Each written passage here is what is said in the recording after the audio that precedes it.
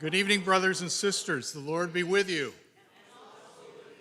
Welcome again to Calvin Theological Seminary. As many of you know, it's been a week for us in terms of an African-American religious autobiography seminary that the Calvin Institute of Christian Worship has been doing here at the seminary this week. I know because I've been a participant.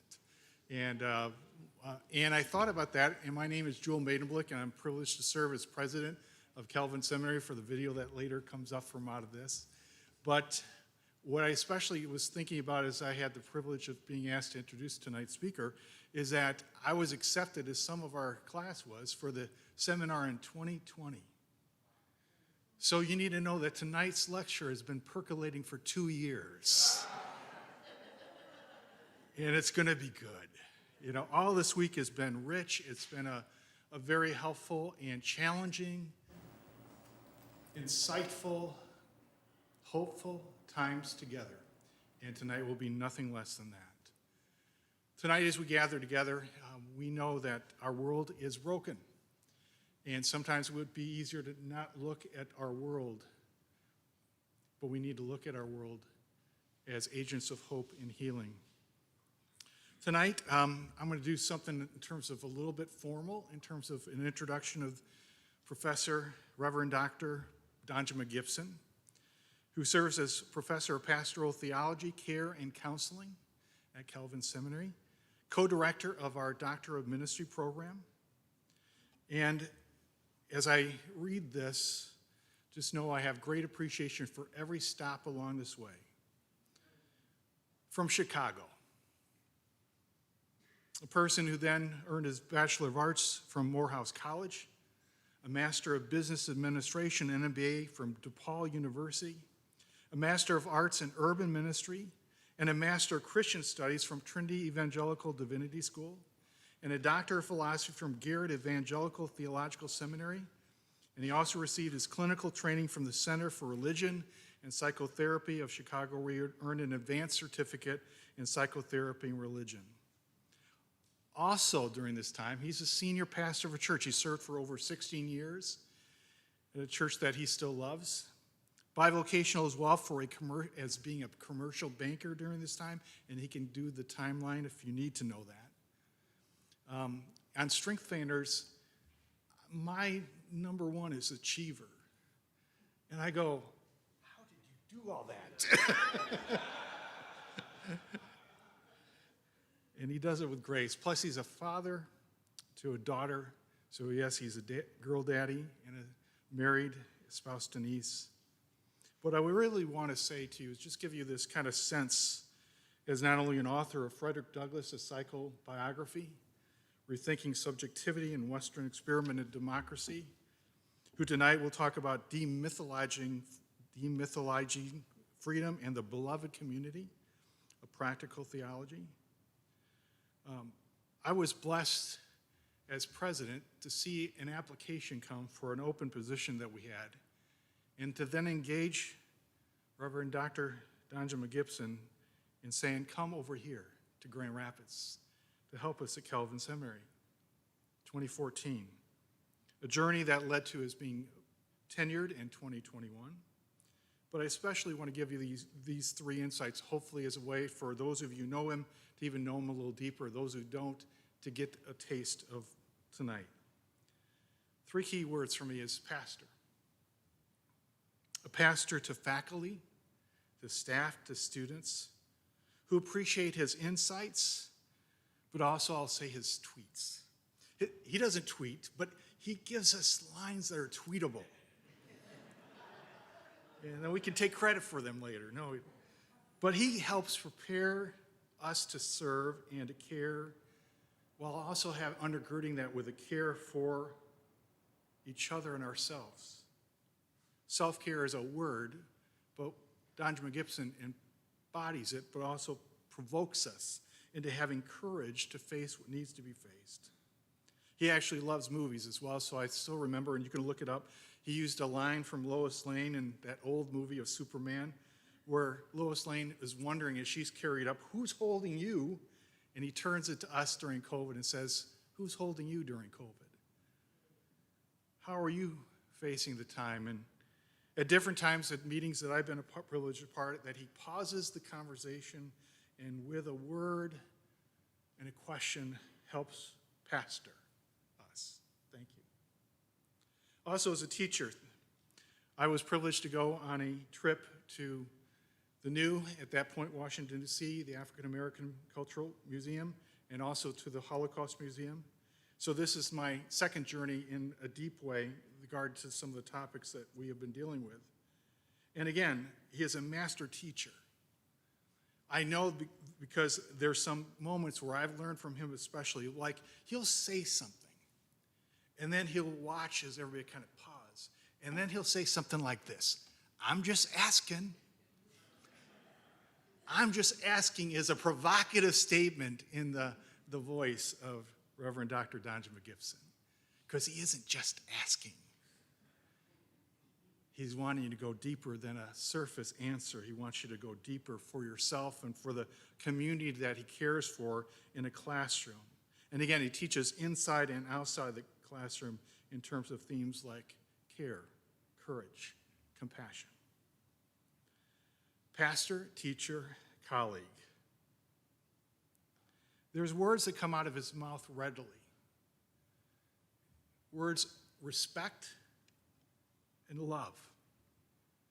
In many of the hard times that there have been in our world, I'm always appreciative of when he pauses the conversation and says, "I respect you," speaking to a group, faculty, staff, students, and says, "And I love you."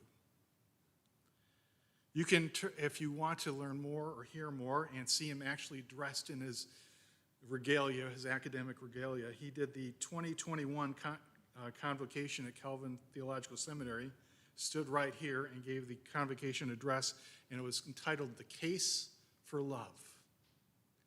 In a time of polarization, perfect love still casts out fear. And we need to hear more about love and freedom and hope and courage. So tonight, will you join me in welcoming Reverend Dr. Donja McGibson to share tonight?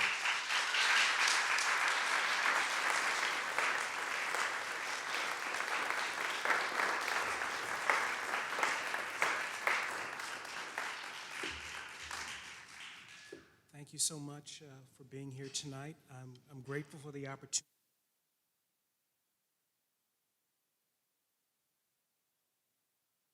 Pressure at all saying that I've had 2 years to prepare this. Nope.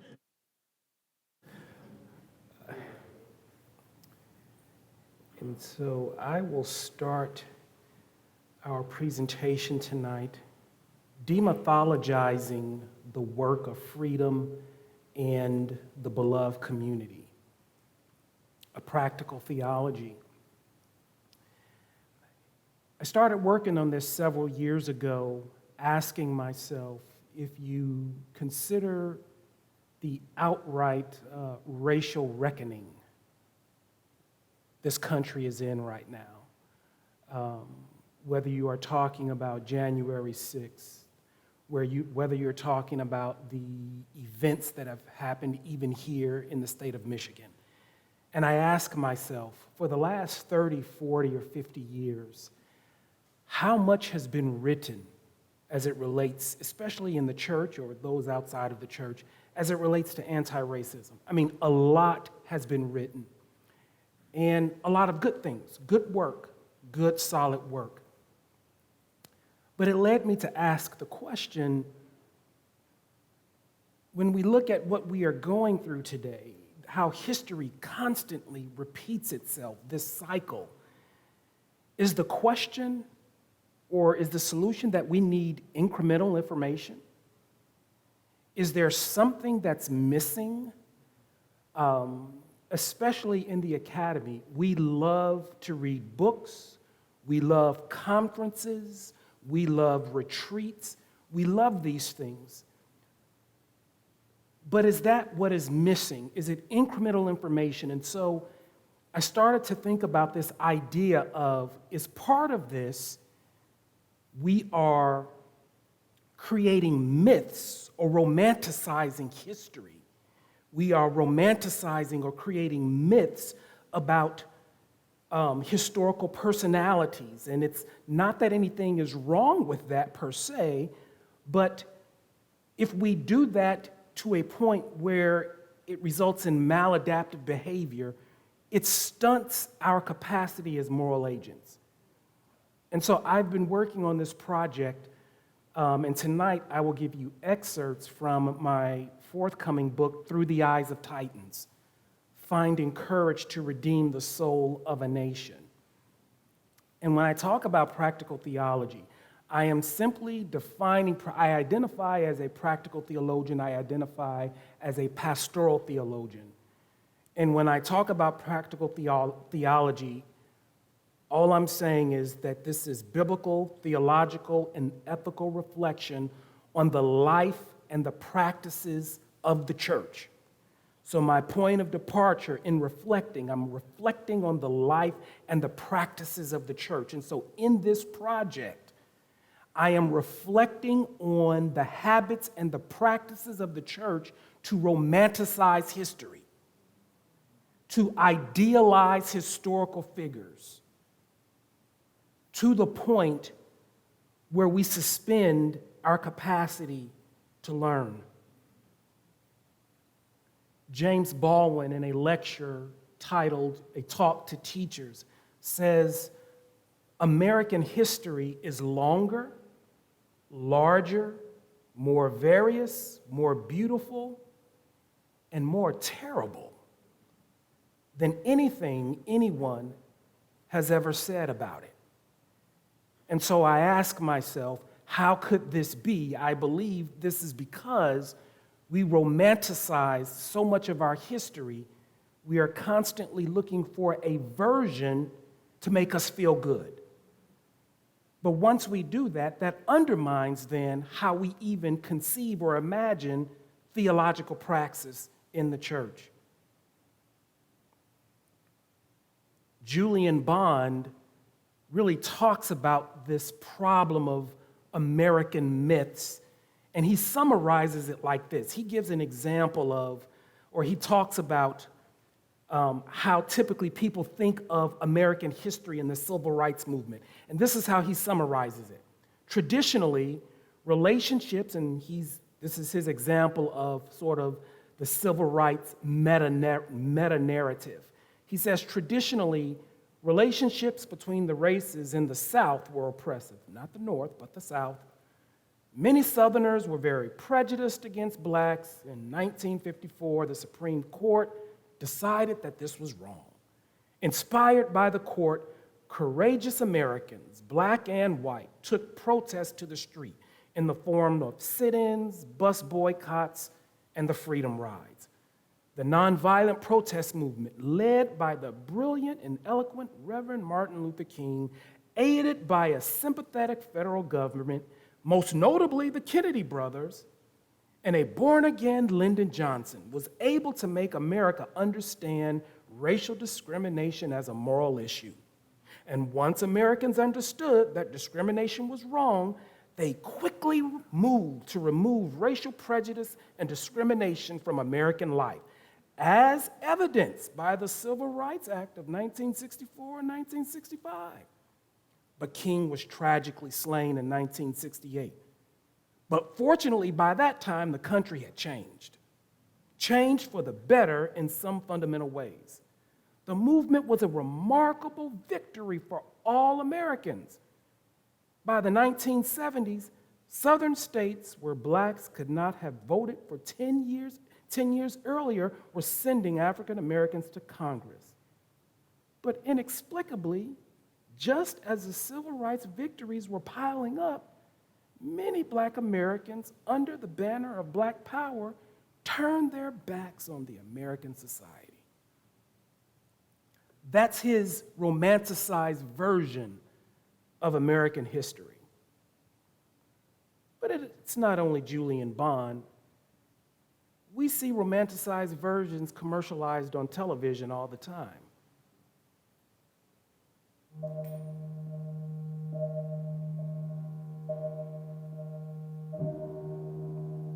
If you want to be important, wonderful.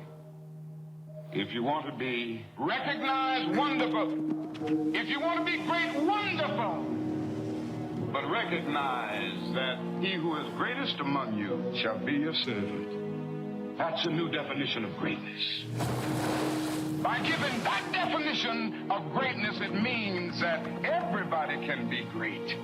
You don't have to know about Plato and Aristotle to serve. You don't have to know the theory of relativity to serve. You don't have to know the second theory of thermodynamics in physics to serve. You only need a heart full of grace. Soul generated by love.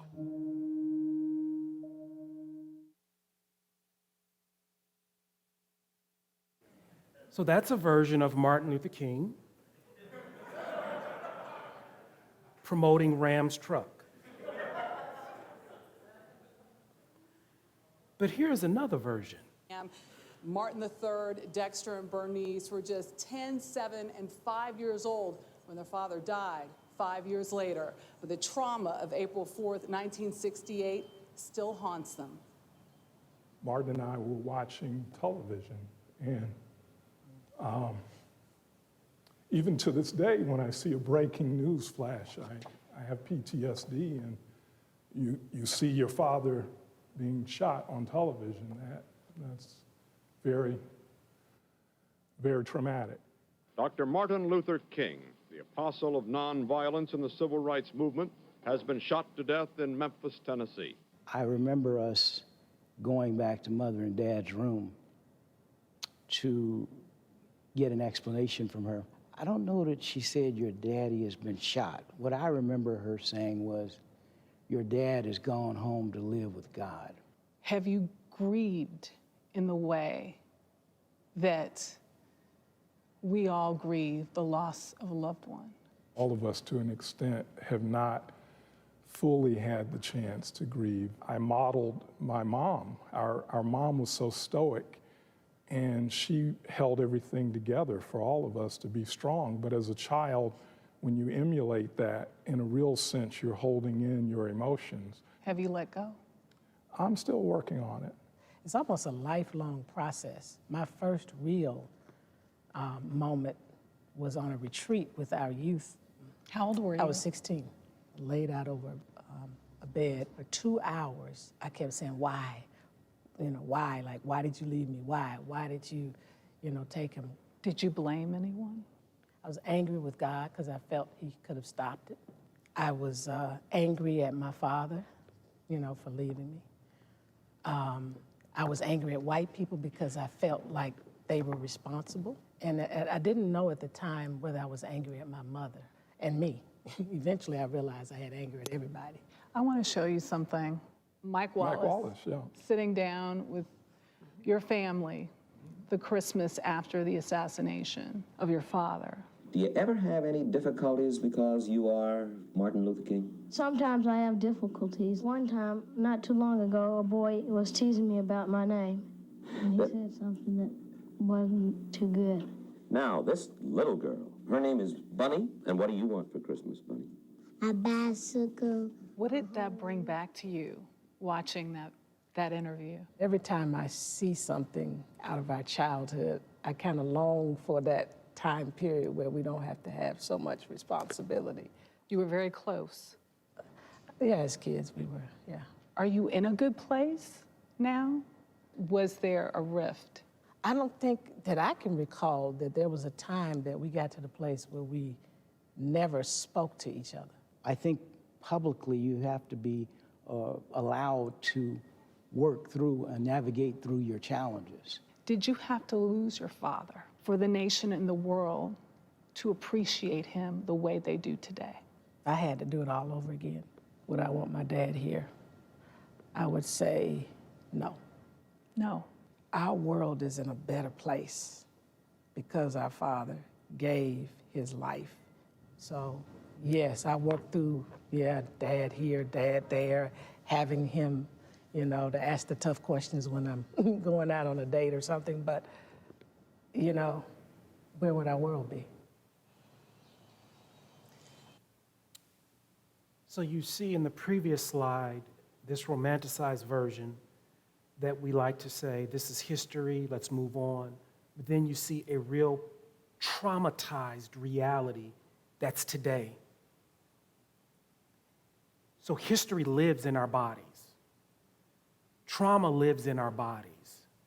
It's not an option that we can forget about. The question is now how we hold it.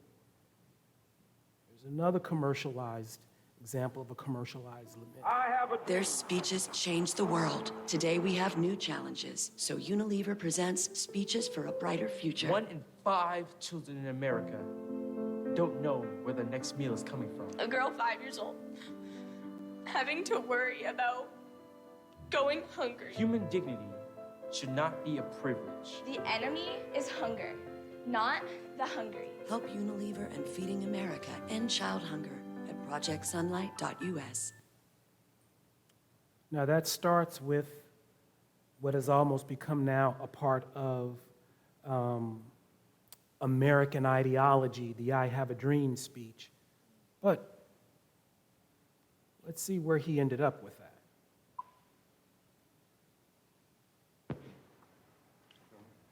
Swing, Civil Rights, King, Van Oker, roll 20, sound 36.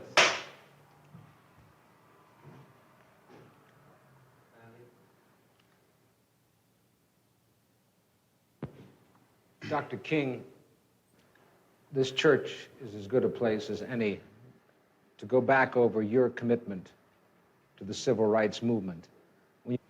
When you stood on the Lincoln Memorial that day in August, '63, and you said, I had a dream, did that dream envision that you could see a war in Asia preventing the federal government doing for the Negroes, preventing the society doing for the Negroes, that which you think had to be done? No, I didn't envision that then. I must confess that that period was a great period of hope for me. And I'm sure for many others all across the nation, many of the Negroes who had about lost hope, saw a solid decade of progress in the South.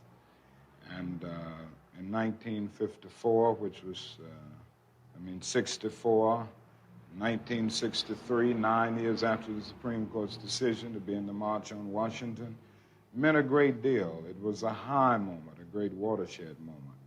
But I must confess that that dream that I had that day has at many points turned into a nightmare. Now, I'm not one to lose hope. I keep on hoping. I still have faith in the future. But I've had to analyze many things over the last few years, and I would say over the last few months. I've gone through a lot of soul-searching and agonizing moments. And I've come to see that we have many more difficult days ahead, and some of the old optimism was a little superficial, and now it must be tempered with a solid realism. And I think the realistic fact is that we still have a long, long way to go. You generally won't see that on commercials. Then there are other myths, even in Hollywood. Some of you may be more or less familiar with this movie with Jamie Foxx and Leonardo DiCaprio that came out 7-8 years ago, Django, about an escaped enslaved person, Jamie Foxx, who was probably the best gun shot in the South, and him fighting, rescuing his wife. And then in this movie here, in the same context, where Abraham Lincoln is slaying vampires in the South on the plantation. But this problem of romanticizing history just didn't start. Frederick Douglass gave a speech in April of 1876 as part of a memorial statue of Abraham Lincoln being raised. Parts of that speech enraged listeners. It enraged many of the white listeners at the time. And even to this day, I find it enrages some scholars. Provocative parts of the speech that was to celebrate the work of Abraham Lincoln included Frederick Douglass saying things like this. While they were trying to commemorate Abraham Lincoln, Frederick Douglass read a quote about Abraham Lincoln, and he says, well, remember, Abraham Lincoln said, if I could save the Union without freeing any slaves, I would do it. And if I could save it by freeing all the slaves, I would do it. And if I could save it by freeing some and leaving others alone, I would also do that. So Frederick Douglass goes on at this commemoration and says, truth compels me to admit, even here in the presence of the monument we have erected to his memory, Douglass said, Abraham Lincoln was not, in the fullest sense of the word, either our man or our model. In his interests, in his associations, in his habits of thought, and in his prejudices, he was a white man. And can you imagine Douglass saying that and being invited to be the keynote speaker? He goes on to say he was preeminently the white man's president, entirely devoted to the welfare of white men. At the time Douglass gave this speech in 1876, we can look back retrospectively, and I think it's important that we understand that context. At the time that he gave this speech in 1876, we are arguably looking at the pinnacle of Reconstruction. Unbeknown to Douglass, he didn't know what was coming. Sometimes I'll ask, in December of last year, in December of 2020, could we have expected or imagined something like that would happen in January? So I ask the question now, what are we not imagining now? Because of our practice of needing a good story, of not looking at history, of not doing appropriate analysis. So similar to us, Douglass, he didn't see what was coming after Reconstruction.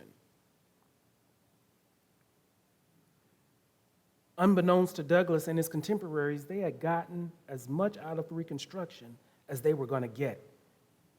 And he didn't know that they were on the brink of losing it all. Indeed, this idealism of human progress, juxtaposed against the concept of total depravity, represents a philosophical conundrum worthy of further investigation. At that time of Reconstruction, there were more black people holding political office at the federal, state, and local level than we have ever seen since Reconstruction. And that includes today. The upcoming reversal of fortune for Frederick Douglass and millions of other black people would be epic, lasting for generations. But back on April 14th, 1876, when he rehearsed the facts about the actual words that came out of Lincoln's mouth, he was signaling the indispensable nature of demythologizing history. In 1876, now that was precarious work for a black man to do, especially in the public.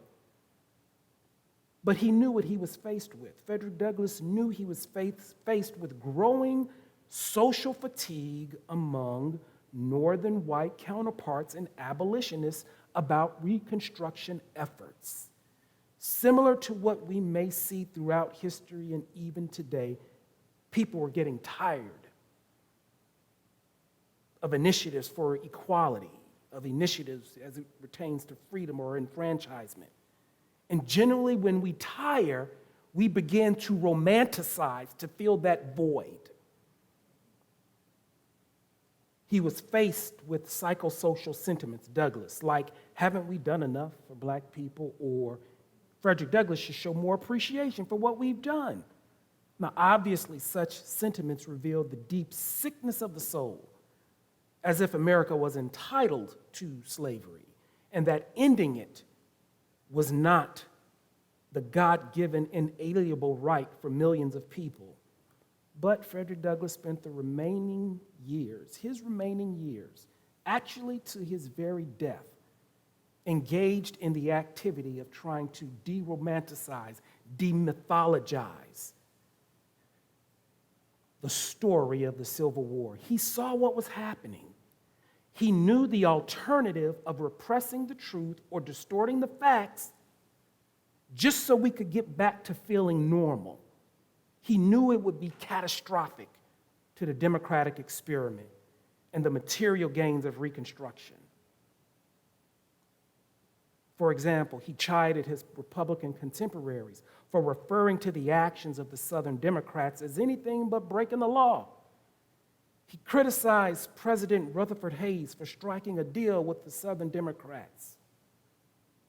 He understood better, or better than most, that there is nothing to be gained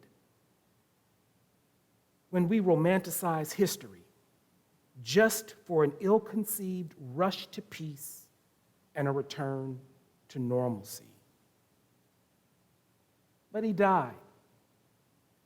And in the wake of that, when we don't do the work of demythologizing history, this is what we get. While he didn't live to see it, his fears were not misplaced. Not even a decade after his death, and in the absence of demythologizing this revisionist history, we witness at the top of the 20th century the emergence of Jim Crow, the emergence of the KKK, which is an irrefutable product of Protestant Christianity, the creation of the lost cause, a narrative and fantasy about the reasons of the Civil War that was created by the Daughters of the Confederacy, fine-tuned by Thomas Dixon's novel, The Klansman, and popularized by D.W. Griffith's movie, The Birth of the Nation, and then President Woodrow Wilson screening it in the White House. And so we get to today. My current project, Through the Eyes of Titans, finding courage to redeem the soul of a nation. What I am attempting to do here is to demythologize how we understood, how we currently understand what I am suggesting here. I'm calling them titans, how we understand or understood their work so that we can emulate their work as opposed to just reading about it. Because my argument is there is nothing that we are experiencing today that we have not seen before. It is not clear to me that the question is about new information or incremental information. It's more so how we understand and use the information that we currently have, how we look at the information that we have from our great cloud of witnesses. And so when you look at these figures here, now why did I choose these figures? You have Ida B. Wells, you have Benjamin Elijah Mays, you have Martin Luther King, and then you have Fannie Lou Hamer. Just as a matter of methodology, I'm starting with these in this particular project because similar to my first book with Frederick Douglass, there's an abundance of autobiographical first-person information that I can analyze. And what I am attempting to do in this project is to understand, for instance, with Martin Luther King, that chapter is on courage. But it's not enough to just say, we need courage today. I am asking the question, how did he find his courage? And by analyzing his autobiographical accounts, similar to what I did with Frederick Douglass, by doing a psychological analysis of it, a psychosocial analysis of it, I am trying to understand how did he go about finding his courage. Why? To give us an idea of how we need to find our courage today. For Fannie Lou Hamer, a question that I've been wrestling with for the last several years is not that we need to love, but what does love look like? We know what hate looks like. We know what violence looks like. We can point it out. As a practical theologian, I am concerned we don't know love when we see it. I am arguing Fannie Lou Hamer. Now, she doesn't have a lot of autobiographical information, but she has a lot of first-person speeches that I'm able to analyze. The same with Benjamin Elijah Mays. With Benjamin Elijah Mays, I am arguing he teaches us how to find our life project and to pursue it. The best way for us to endure or to resist under any form of oppression is to be busy with your work. What is your work, your life calling? That may not intersect with your occupation. For most people, it can be totally different. And then for Ida B. Wells, I'm asking the question, how did she find her voice in the anti-lynching campaign? And what I'm concluding with Ida B. Wells is that she found her voice by working through her disappointment, working through existential disappointment. Basically, Ida B. Wells centers on what this project is, the power and the growth we experience when we shift in the process from idealizing people to de-idealizing. Once we can see the world, history, and even people for who we have idealized, we can now reorient that energy for our own values and ideas. Now, obviously, I won't be able to cover all that tonight. But that's what I'm dealing. That's what the crux of this project here. Romanticizing history undermines our capacity to be moral agents in the present. Idealizing historical personalities distorts their humanity and it creates myths. So in this project, I attempt to demythologize the work and personalities of freedom fighters, of people like Fannie Lou Hamer. If you see some of her videos on YouTube, she stakes her life for those who are in poverty, black or white, in Mississippi. She lives there, she stays there, she loves them. In our collective psychological need for heroes and martyrs, we imagine people who happily embrace suffering and even death. And they do this without reservation or hesitation. But what happens when we do that? We can't imagine ourselves doing the same thing. But the Titans have been idealized to the point where we have undermined our capacity to learn from them. Instead, their lives remain etched on the pages of a book. So the intent of this work is to demythologize them, and that's what I'm doing with each of those personalities there. Now, I understand that in adopting the word Titan, that risks undermining the very premise of the book, right? I thought about that. It risks undermining the very premise of this book, a premise that suggests we must demythologize these personalities. Nevertheless, I use the word Titan not to suggest that these individuals are superhuman, special, or elite. I use the word Titans to emphasize their audacity to engage in the beauty of becoming. To engage in the beauty of becoming. I engage the word Titans to reflect they engaged with courage their fears, their doubts, their joys, their concerns. In the context they lived, it would have been easy to succumb to the expectations of a racist environment. I would also argue that would have been sinful. But they did not. Now, how can we emulate their work? To be clear, they labored to find their courage. They were not born with it. It didn't come naturally, as legend would have us to believe. They didn't enjoy persecution or fearlessly embrace death in the way that sports, entertainment, or media outlets would lead us to believe they did during Black History Month. The Titans were human. They were human.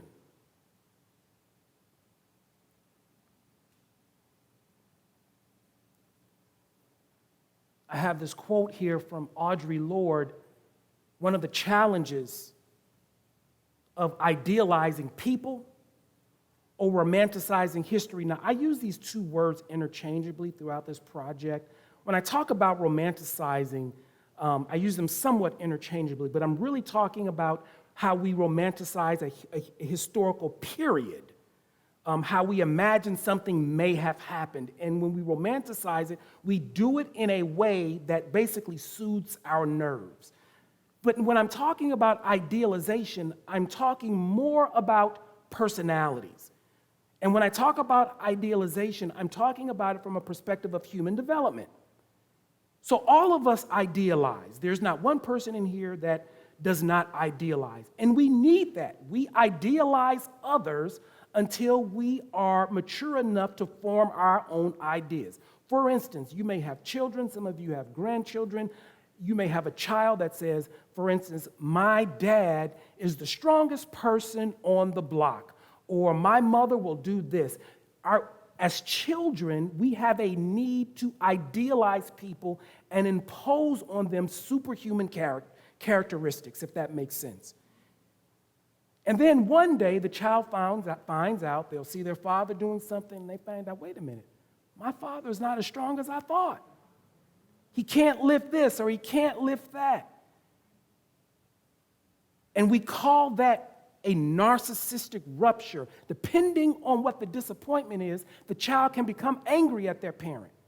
I thought you were perfect. I thought you were this. I thought you were that.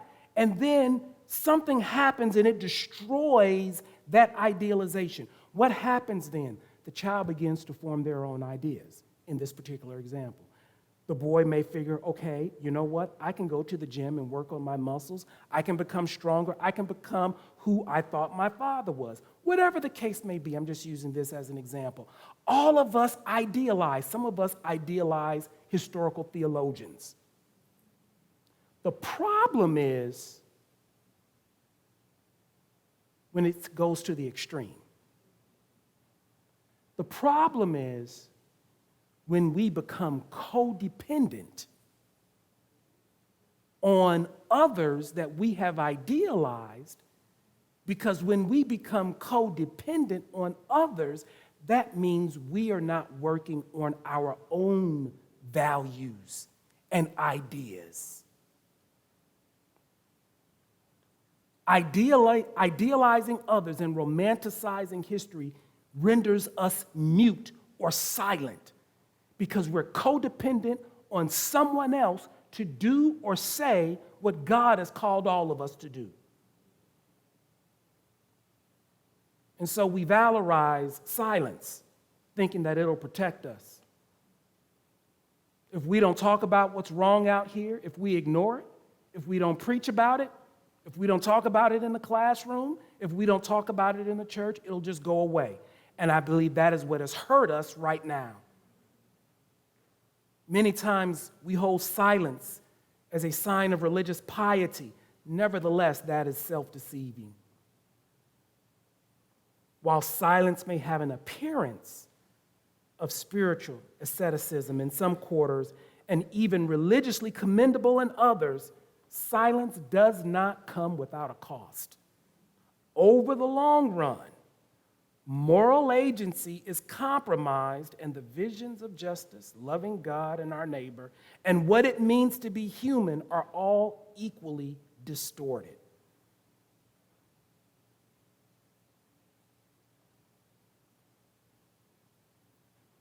Dennis Ford, in his work on moral indifference, equates silence, apathy, and passivity with the sin of sloth. While the common understanding of sloth is generally perceived with images of physical idleness or gluttony, Dennis Ford looks beyond this and connects sloth with moral laziness and intellectual inertia. It is lazy when we take the position, especially the people of God, when we take the position, I don't want to think about it.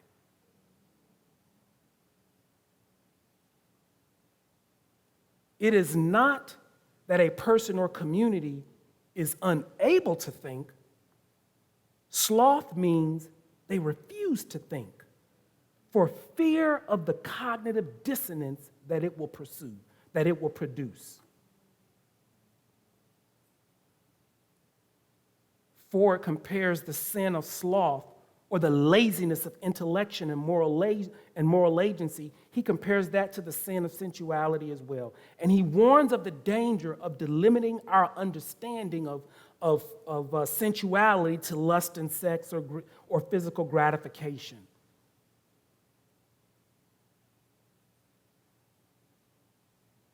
The ongoing practices of silence, of not talking about things we need to talk about, of not talking about the racial reckoning that's playing itself out before our eyes, of not talking about violence in the street, of not talking about our children being massacred in school.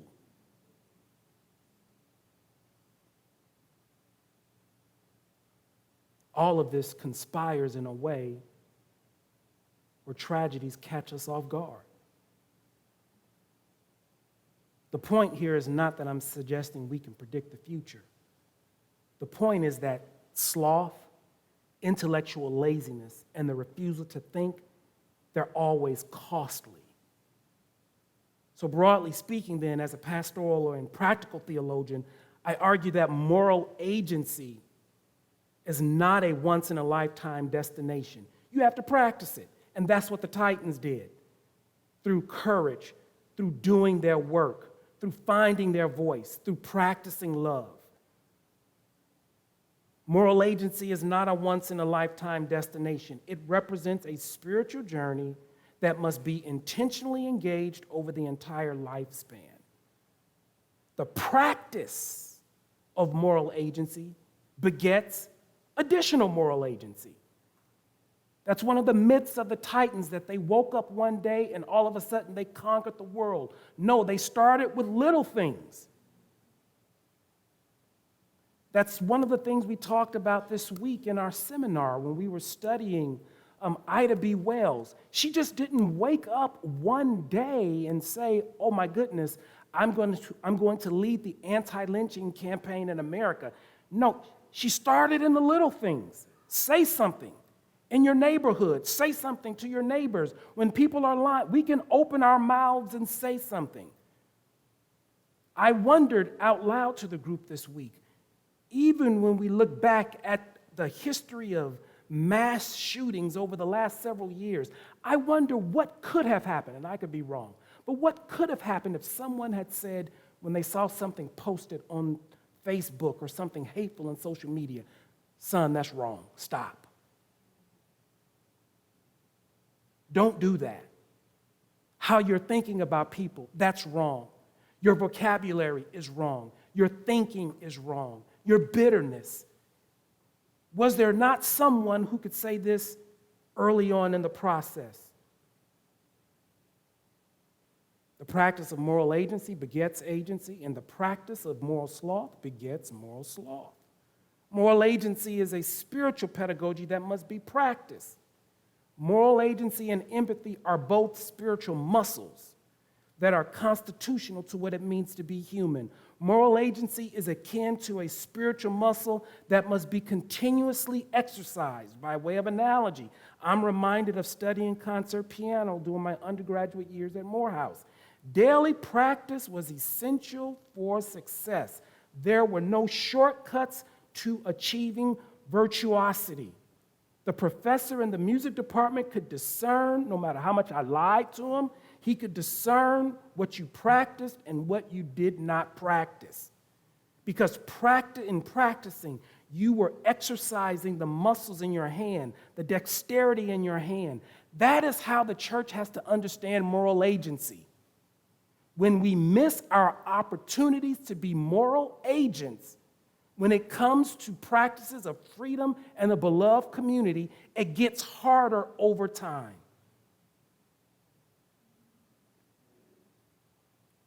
So this is dangerous. We may ask, what's the point? Let's just leave it alone. But we can't leave history alone. A common axiom that history repeats itself comes from philosopher George Santayana.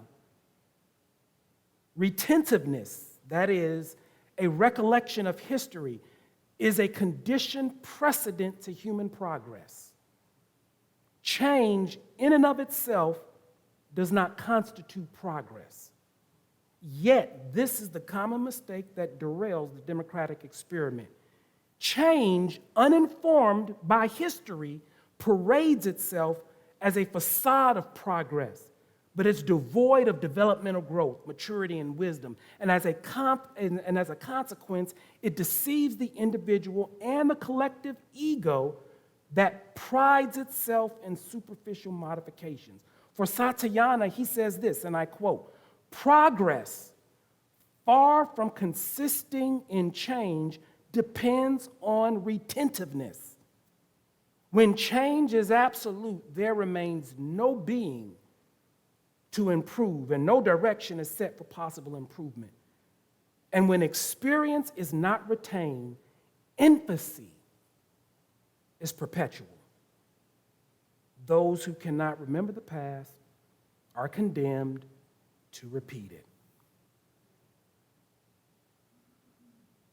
So remembering history is not merely an academic exercise to be engaged with in one's spare time.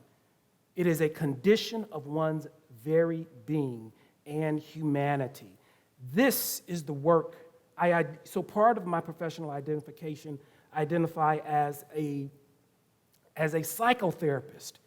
And this is even in the psychotherapy room when we talk about memory and change. None of us here, or let me put it like this, if all of our memory was erased, you remember the movie with Will Smith and they were fighting the aliens and what's his name, Jamie Lee, what is his name, Jamie Lee? Tommy Jones, what was it? Men in Black, yes.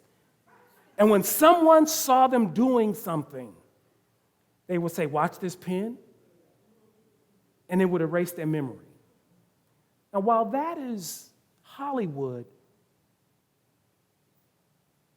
in actuality, neuroscience has something to say about that, as well as what we've seen in psychology. If all of our memory was erased in this very moment, you would act fundamentally different. Memory informs our present and how we will behave in the future. How you choose to remember. Even in our national holidays, there's something there. 4th of July, Memorial Day. What are we doing every year when we celebrate it year after year, generation after generation? We do this to form behavior, to form feelings, to form personality. Likewise, when we forget our history and we romanticize the work that people before us have done, it fundamentally changes how we act. It undermines our potential to do better. I am not of the belief that we need additional books. And obviously, I'm trying to write one here. So after my book, but I ask yourself a question, really, what more can be written that we haven't thought of? What are we thinking of now that the elders did not think? Or is it more a matter of how we use the information that we currently have, how we understand the history? We are not going through anything today that someone else has not done before.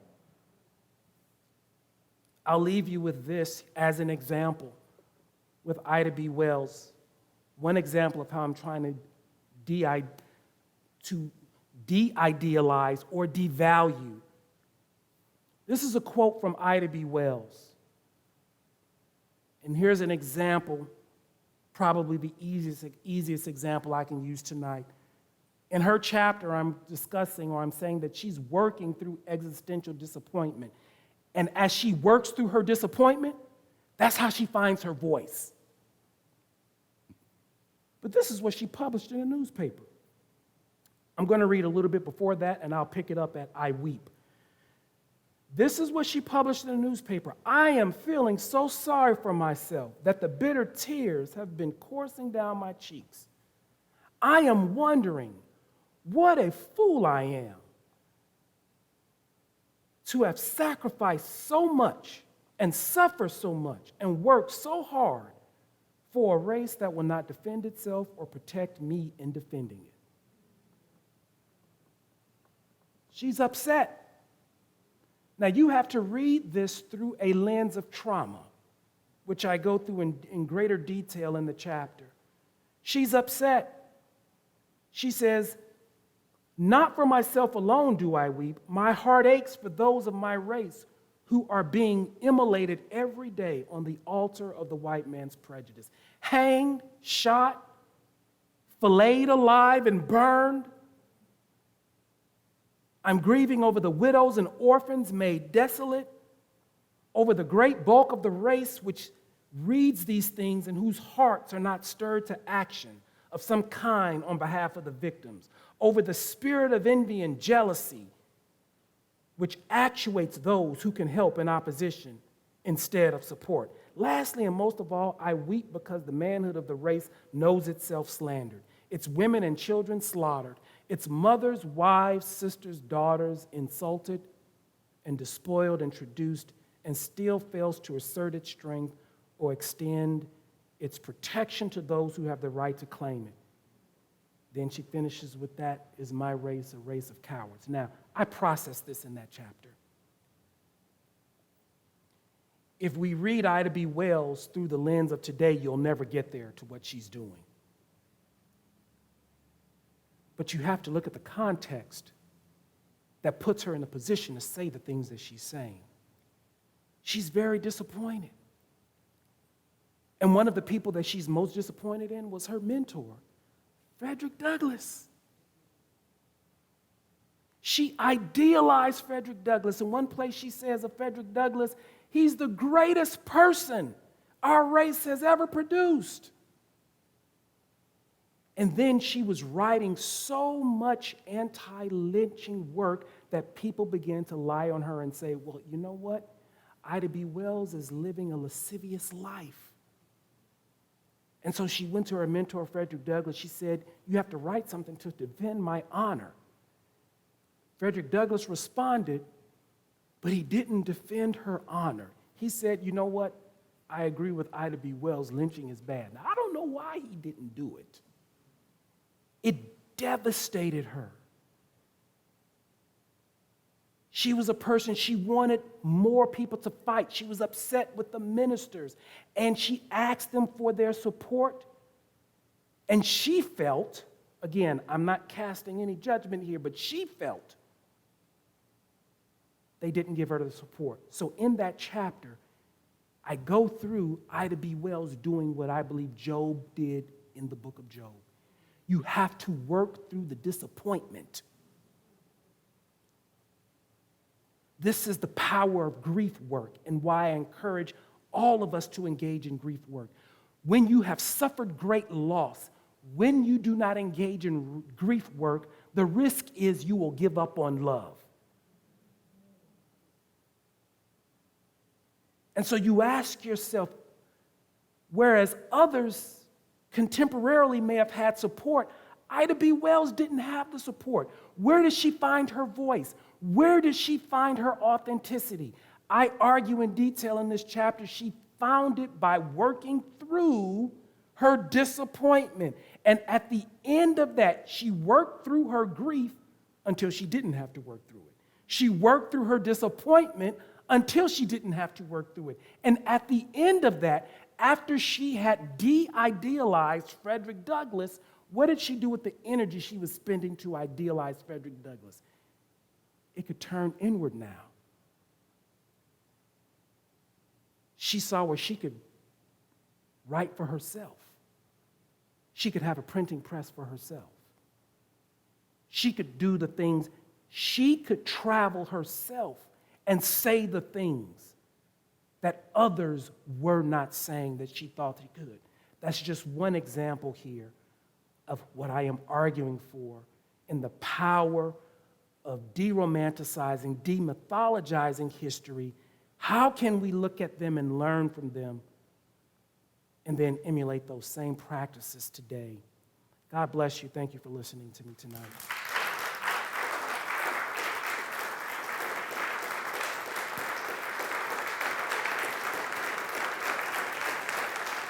Thank you.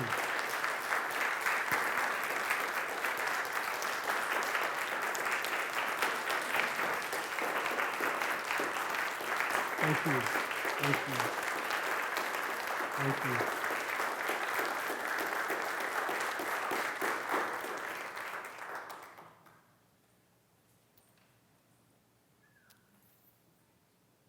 If there are any questions, I'll answer a few if I can.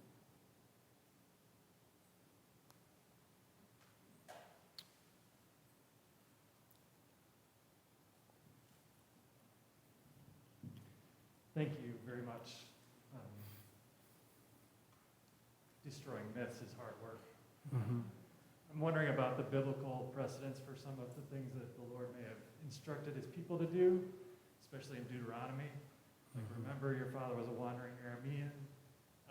Some of those kinds of things that God was instructing his people to remember. Like, this is, remembering is a theme through through that period. So I'm thinking about that, and not just remembering the good things, but remembering the bad things too. And then I'm also thinking about the holidays that God was instructing his people to do.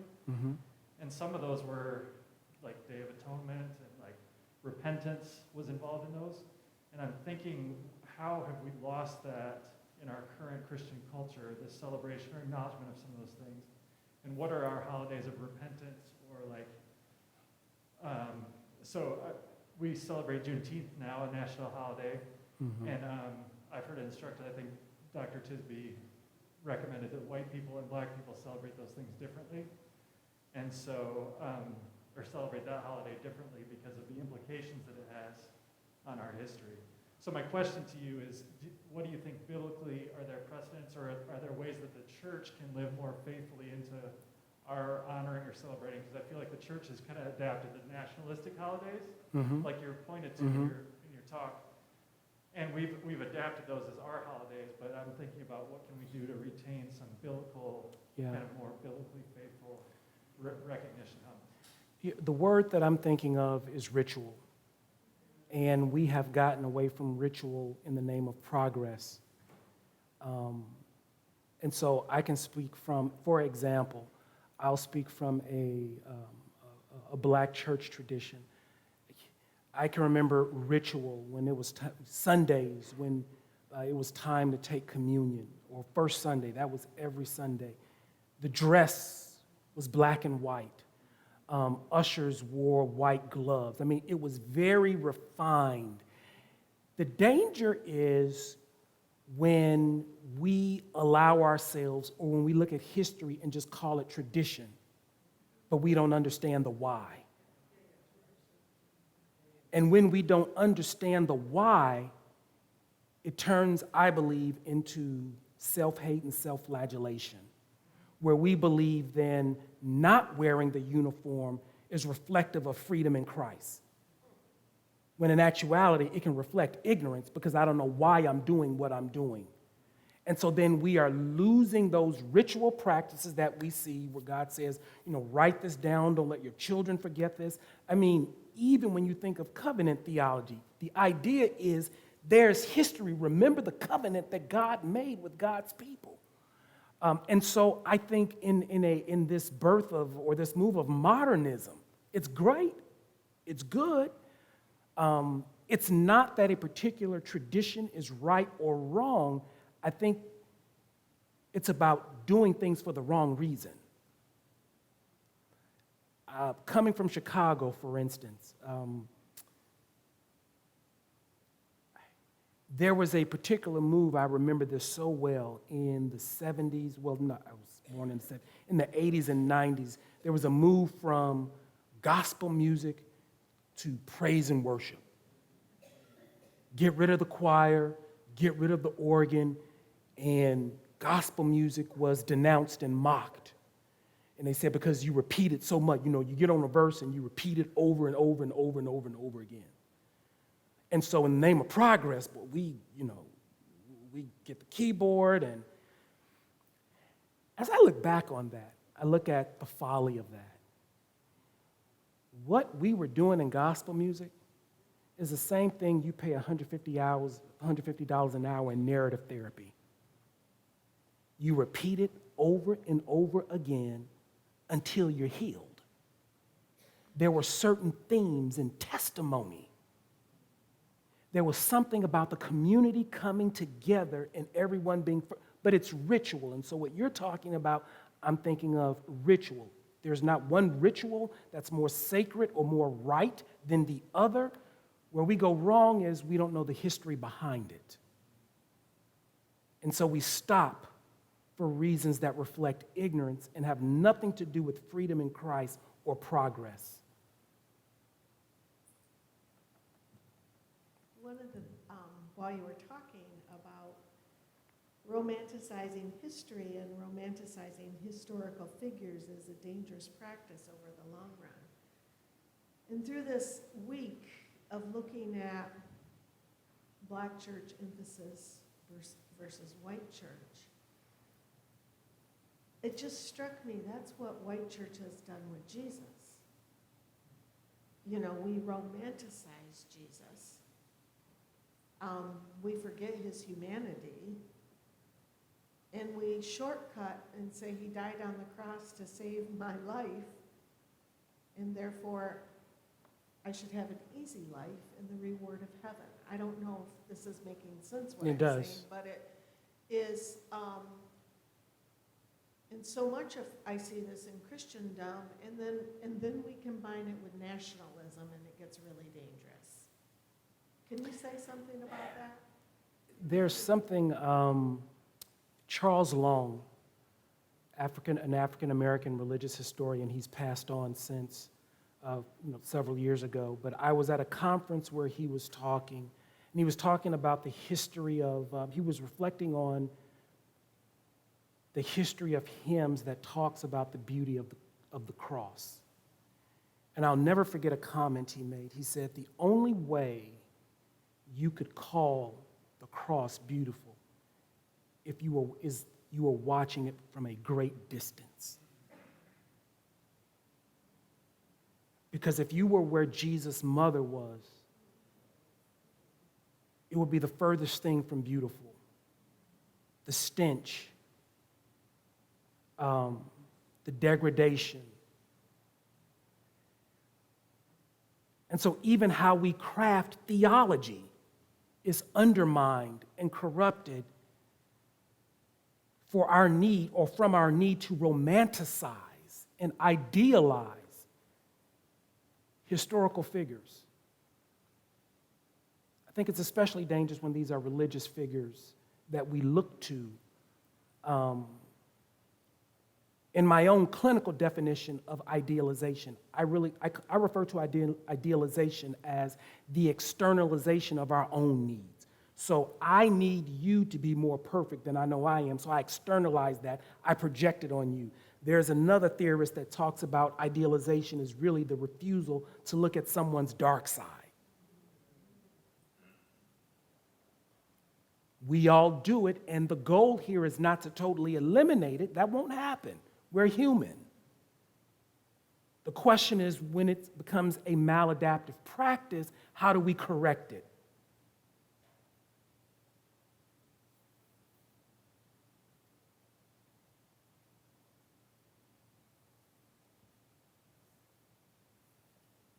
Thank you, Dr. Gibson. I believe at our aspirational best, the American story, well, let me say this. I think because we aspire to be a nation that is a nation of, at our aspirational best, a nation of ideas and ideals, we need a common story. We don't have much if we don't have a common story. We become an ethnocentric nation, which is what many obviously think we are and want us to be today, especially in the white nationalist kind of conversation. But we need a common story. But the problem is that the story that we've told has been false, or has been largely false, and every country has its own mythology. It doesn't have to be actually factual, but it has to be true in some way. And because ours has been so lacking in telling in honesty and integrity, and especially in the gap between what we aspire to and what we have actually done and been, and the contradictions to our noble aspirations, we've created a real challenge for ourselves. Mm-hmm. So the church seems to have a real role to play. I really was thinking along the lines of Mark when he asked this question about the church having a unique ability to call a people to repentance. So I'm so grateful you're writing this book. I'm grateful it's going to be out there. Who are you? Who's the audience? Is this for theologians? Is this for pastors? Is this for lay people? Who do you hope who are you writing this book to? And Yeah. How widely can we disseminate what you're trying to say, and to try to help the church embrace the role of being a prophetic voice into a country, and willing to say that it's okay to call a people to repentance and to call a nation to repentance. And in fact, it's very biblical to do that. In my mind, I imagine that I'm writing this, since I've been working on this, for those on the front line. For those who are on the front line doing work on the ground, those who are on the front line doing ministry, even my background as a pastor. I don't have a mega church background. I pastor on the south side of Chicago, 75, 100 people, and I feel that population is so often overlooked. And it's those churches where the vast amount of pastors are serving. I mean, well over 90%. What hope can I give them to not throw the towel in, whatever they are doing? And so that is how I've imagined this. I know I need courage. I don't know how to find it. Well, the Titans were just like you, or the particular person. How do I find my voice? You're going to have to practice it. And how did she do it? So that's who I have in mind. The non-academic, quite frankly.